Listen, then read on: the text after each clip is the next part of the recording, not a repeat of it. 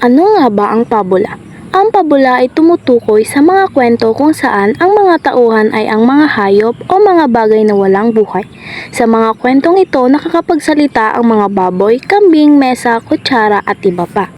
Ang layunin ng mga kwentong ito ay magbigay ng mga aral sa mga mambabasa, lalong-lalo na sa mga maliliit na bata. Sa Ingles, ito ay tinatawag na fables. Sa Filipino, tinatawag rin itong kathang kwentong nagbibigay aral. Tatalakayin natin ang isang halimbawa ng pabula na pinamagatang Ang Hatol ng Kuneho. Noong unang panahon, noong nakakapagsalita pa ang mga hayop, may tigre na naghahanap ng makakain sa gubat. Sa kanyang paglilibot, nahulog siya sa napakalalim na hukay. Paulit-ulit na sinubukan ng tigre na makaalis, ngunit nabigo siya. Tulong! Tulong! Tulungan niyo ako! Sumigaw siya para humingi ng tulong, ngunit walang nakarinig sa kanya. Kinabukasan, muling sumigaw ang tigre para humingi ng tulong hanggang sa mamaos ito. Akala niya mamamatay na siya. Bigla siyang nakarinig ng mga yabag, natuwa siya at agad na tumayo. Tulong! Tulong! Tulungan niyo ako! Isang halimaw. Isang tigre? Tao! Tao! Tulungan mo ako makalis dito, parang awa. Kung tutulungan mo ako makalis dito, hindi kita makakalimutan. Gusto sana kitang tulungan, pero natatakot ako sa maaaring mangyari. Paumanhin, kailangan kong ipagpatuloy ang aking paglalakbay. Teka, sandali lang. Huwag mong isipin yon. Huwag kang mag-alala. Pangako hindi kita sasaktan. Ako ay humihingi ng paumanhin. Tulungan mo ako. Pag alis ko rito, babalikan ko ng may malaking pasasalamat. Tila nakakaawa ang boses ng tigre kaya bumalik ang lalaki para tulungan ito. Naghanap siya ng troso at dahan-dahang ibinaba sa hukay. Gumapang ang tigre sa troso hanggang makalabas ito sa hukay. Nakita ng tigre ang lalaking tumulong sa kanya. Naglaway ang tigre at nilibot ang lalaki. Teka, hindi ba nangako ka sa akin na hindi mo ako sasaktan? Ito ba iyong paraan ng pasasalamat? Wala na akong pakialam sa pangakong iyon dahil nagugutom na ako. Ilang araw na akong hindi kumakain. Teka. Tanungin natin ang hatol ng puno at titignan natin kung pwede mo akong kainin. Sige, pero pagkatapos natin siyang tanungin, kakainin kita. Sobrang gutom na ako. Ipinaliwanag ng tigre at ng tao sa puno ang nangyari. Bakit nyo ba kinukuha ang aming mga dahon at sanga para magpainit ng inyong mga tahanan at magluto ng inyong mga pagkain? Upang lumaki, nagbibilang kami ng mga taon. Subalit pag lumaki na kami, pinuputol mo kami. Ginagamit mo kami para itayo ang iyong mga bahay at gawin ang iyong mga kasangkapan. At isa pa, hinukay din ng tao ang butas na iyon.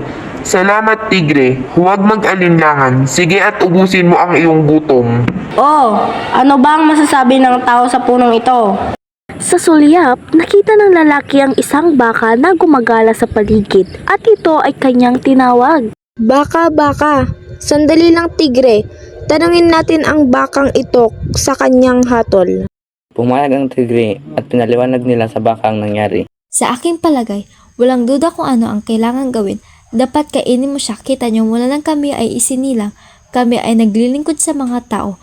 Pinubuhat namin ang mabibigat nilang kargada. Inaararo namin ang mga bukid para makapagtanim sila ng mga halaman. Ngunit ano ang ginagawa nila kapag tayo ay tumanda? Pinapatay nila tayo at ginagawang pagkain. Ginagamit nila ang ating mga balat para sa mga bagay.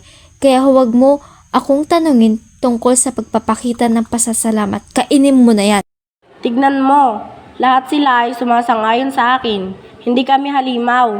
Ang tunay na halimaw ay tao, kaya humanda ka sa iyong kamatayan. Sandali, tigre. Ano ba? Gutom na ako. Tanungin natin ang kunehong iyon para sa kanyang hatol. Alam ng lalaki na ito na ang kanyang katapusan hanggang sa may dumating na kuneho na lumukso sa tabi niya. At nakiusap ang lalaki sa tigre na bigyan siya ng huling pagkakataon. Nag-alinlangan ang tigre ngunit kalaunan ay pumayag at tulad ng iba sinabi nila sa kuneho ang sitwasyon. Nakinig naman ang kuneho. Pumikit siya at iginalaw ang mahahabang tenga. Makalipas ang ilang sandali ay muli niyang iminulat ang kanyang mga mata. Mahina itong nagsalita at hindi kinibo. Naiintindihan ko ang sinasabi mo. Ngunit kung ako ang magpapasya at magbibigay ng mabuting paghatol, dapat tayong pumunta sa hukay. Sabihin mo ulit sa akin ang nangyari. Ipakita mo sa akin ang daan patungo dito. Itinuro ng tigre at ng lalaki ang hukay sa kuneho.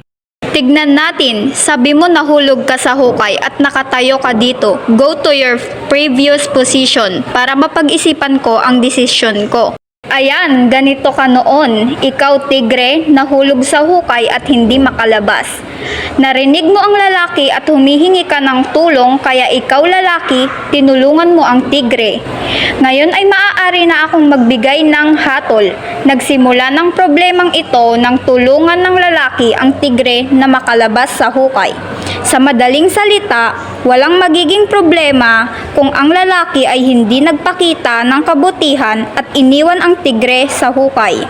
Kaya ipinalagay ko na ang lalaki ay magpapatuloy sa kanyang paglalakbay at ang tigre ay mananatili sa hukay. Magandang umaga sa inyong dalawa.